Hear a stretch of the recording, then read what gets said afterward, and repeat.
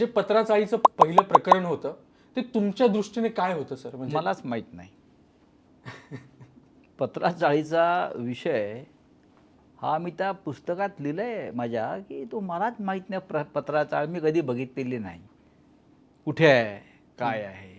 तो जो काही विषय त्या संदर्भातले काही लोकांशी माझी चांगली ओळख आहे. मुंबईत राहतो मी, राजकारणात आहे, खासदार आहे, संपादक आहे. सतत लोक येत असतात कामं घेऊन. कुठेतरी रिकमेंडेशन करणं, कुठे काही बोलणं, अनेकांना मदत करतो मी. त्यातलं एक तो विषय असू शकेल, पण त्या विषयाशी तसा माझा थेट संबंध कधीच आला नाही.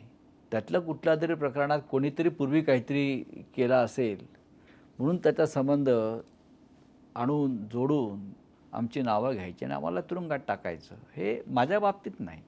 या देशामध्ये गेल्या 10 वर्षामध्ये अनेकांच्या बाबतीत झालं आणि या प्रत्येक प्रकरणामध्ये न्यायालयानं सरकारला फटकारलं आहे. तुम्ही खोटं करताय, तुम्ही खोटं केलं. माझ्या बाबतीतसुद्धा तेच झालेलं आहे.